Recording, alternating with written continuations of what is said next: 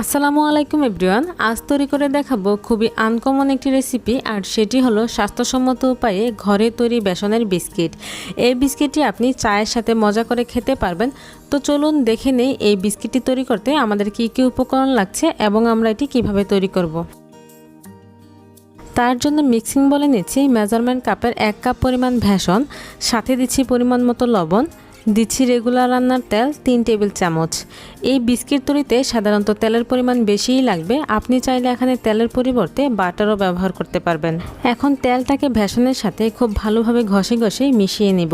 মিশানোর এক পর্যায়ে যখন দেখব হাত দিয়ে চাপ দিলে মুষ্টিবদ্ধ হয়ে যায়, তখন বুঝতে হবে মিশানো হয়ে গেছে। এবার মিশানোর পর তাতে দিয়ে দিচ্ছি 1/2 চামচ কালি জিরা, তাতে করে বিস্কিটটা খেতে অনেক বেশি ভালো লাগবে।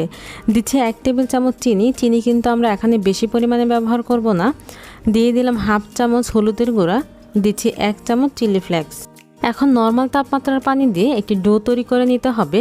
এই ক্ষেত্রে কিন্তু আপনি বেশি পরিমাণে পানি একসাথে দিবেন না। আমরা যেহেতু আগে থেকে বেশ খানিকটা তেল ব্যবহার করেছি, তাতে কিন্তু ডোটা অনেকটাই নরম হয়ে গেছে। এখন যতটুকু প্রয়োজন হয় ততটুকু দেখে আপনি পানি ব্যবহার করবেন, তাতে আপনার পানির পরিমাণটা একেবারে পারফেক্ট হবে। আর এই ডো তৈরি করার সময় কিন্তু পানিটা অবশ্যই ইম্পর্ট্যান্ট। আপনার ডোটা যদি নরম হয়ে যায় তাহলে বিস্কিটটি কিন্তু ভালো হবে না। এখন একটি প্রশস্ত জায়গায় নিয়ে হাত দিয়ে খুব ভালোভাবে মথে নিব। এই পর্যায়ে কিন্তু অবশ্যই সময় নিয়ে হাত দিয়ে ভালোভাবে মথে নিতে হবে, কারণ হাত দিয়ে ভালোভাবে মথে নিলেই কিন্তু এই ডোটা অনেক বেশি সফট হয়ে যাবে। আর আপনি যদি ভালোভাবে মথে না নেন তাহলে এই ডোটা মোটেও সফট হবে না, আর আপনি তখন রুটি বেলতে পারবেন না।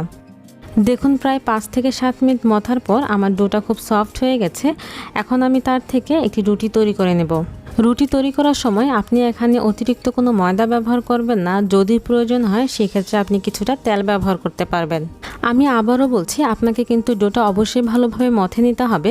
আপনি যদি ভালোভাবে মথে না নেন তাহলে এইভাবে সুন্দরভাবে রুটি তৈরি করতে পারবেন না, তখন সাইডগুলো ফেটে আসবে। রুটিটি খুব বেশি পাতলাও না আবার খুব বেশি ভারীও না, এমনভাবে একটি রুটি তৈরি করে নিয়েছি। এবার পছন্দ অনুযায়ী শেপ দিয়ে আমি রুটিটাকে কেটে নিব। এখানে আপনি আপনার পছন্দ অনুযায়ী যে কোনো শেপে কেটে নিতে পারবেন, তবে আমি এখানে বিস্কিটের মতো করেই কেটে নিচ্ছি। এইভাবে আমি বিস্কিটগুলো তৈরি করে নিচ্ছি। এই তো তৈরি হয়ে গেলে আমাদের বিস্কিটগুলো। এখন চলে যাব আমি এইগুলোকে ভাজার জন্য। ভাজার জন্য হাঁড়িতে পর্যাপ্ত পরিমাণ রেগুলার রান্নার তেল হালকা গরম করে নিয়েছি। এবার এর মাঝে একে একে আমি বিস্কিটগুলো দিয়ে দিচ্ছি।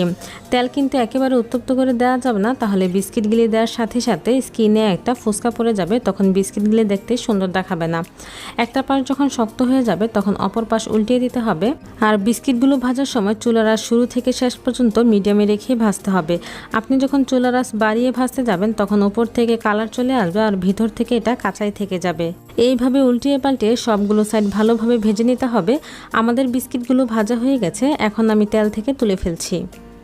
ভিউয়ার্স, আশা করছি এই বিস্কিটের রেসিপি আপনাদের সকলের কাছে ভালো লেগেছে। এই বিস্কিটগুলো কিন্তু অনেক ক্রিস্পি হয়, আপনি হাত দিয়ে চাপ দিলে অটোমেটিকলি দেখবেন গুঁড়া হয়ে যাচ্ছে। আশা করছি আজকের রেসিপি আপনাদের ভালো লেগেছে। তো সবাই ভালো থাকবেন, দেখা হবে আগামীতে নতুন কোনো রেসিপি নিয়ে। আল্লাহ হাফেজ।